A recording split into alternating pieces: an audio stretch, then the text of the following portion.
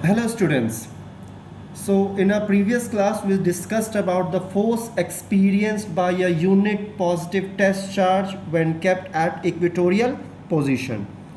So the topic of today is torque due to a dipole when placed in an external field. So when placed in an external field means when placed in an electric field. So let's move. So first of all, we will draw electric field lines E. Now next we will place a dipole in this electric field. This is minus Q, this is plus Q, separated by a distance of 2a. We know that torque is equal to force into perpendicular distance, कि torque हमारा force into perpendicular distance की equal होता है. अब हमें इस torque को define करने के लिए या निकालने के लिए कि इसकी वैल्यू कितनी होगी, हमें सबसे पहले फोर्स कैलकुलेट करना होगा और फिर परपेंडिकुलर डिस्टेंस कैलकुलेट करना होगा. सो एक एक स्टेप करके आगे बढ़ते हैं. सो सबसे पहले हम लोग इस फोर्स को कैलकुलेट करते हैं कि आखिरकार हमारे इस फोर्स की वैल्यू कितनी होगी. तो आपने पहले लेक्चर्स में, आपको जो फर्स्ट लेक्चर मैंने लिया था, तो वहाँ पे मैंने आपसे ये बात डिस्कस किया था दैट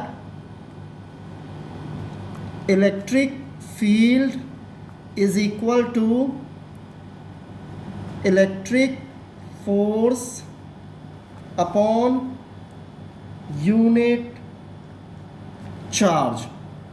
मतलब E is equal to F by Q. So F will be equal to QE. हमने फोर्स तो कैलकुलेट कर लिया. अब बात करते हैं हम परपेंडिकुलर डिस्टेंस की. तो अब यहाँ पे तो परपेंडिकुलर डिस्टेंस तो हमें दिख नहीं रहा है, क्योंकि ये तो हमारे एक एंगल पे प्लेस्ड है इस एक्सटर्नल इलेक्ट्रिक फील्ड में. तो इसका परपेंडिकुलर डिस्टेंस फिर हम कैसे निकालेंगे? तो we will draw an imaginary line. इसे हमने नाम दिया A B. So the perpendicular distance is AB. अब अगर हम AB कैलकुलेट कर लेंगे तो हम परपेंडिकुलर डिस्टेंस हम कैलकुलेट कर सकते हैं. सो अब AB कैलकुलेट करने के लिए हम क्या करेंगे? तो ट्रिग्नोमेट्री का रिलेशनशिप हम लगाएंगे.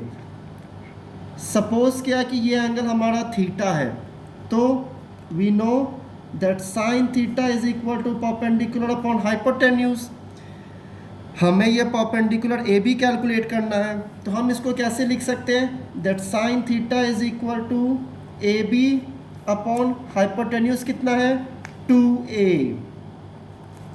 सो ए बी किसके इक्वल हो जाएगा? 2a sine theta. That means हमने परपेंडिकुलर डिस्टेंस भी हमने कैलकुलेट कर लिया और हमने फोर्स भी कैलकुलेट कर लिया. अब हम इन दोनों वैल्यूज़ को सब्स्टिट्यूट करके हम टॉर्क कैलकुलेट करते हैं. तो torque tau is equal to force. तो force is equal to q E. Force हमारा किसके इक्वल है? क्यू ई के इक्वल, प्लस परपेंडिकुलर डिस्टेंस.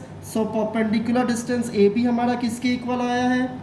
तो 2a साइन थीटा. अब अगर मैं इसको सॉल्व करूं फर्दर तो मैं कैसे लिख सकता हूं? The tau is equal to q into 2a, मतलब डाइपोल मोमेंट p. बच क्या गया? e sine theta. That means tau is equal to P E sine theta. तो टॉर्क का एक फॉर्मूला हमारे पास क्या है? Q E plus 2a sine theta. Dipole moment के टर्म में क्या फॉर्मूला है? Tau is equal to P E sine theta. लेकिन ये हमारा इसका कौन सा फॉर्म है? This is our scalar form. अगर हमें इसे वेक्टर फॉर्म में लिखना होगा तो हम क्या लिखेंगे? That tau is equal to p cross E. तो यहाँ पे हमें टॉर्क मिल गया P क्रॉस E. ठीक है बच्चों? मिलते हैं आप लोगों से नेक्स्ट क्लास में, जहाँ पे हम डिस्कस करेंगे इलेक्ट्रिक फ्लक्स के बारे में, गॉस लॉ के बारे में और एप्लीकेशंस ऑफ गॉस लॉ के बारे में। Thank you class.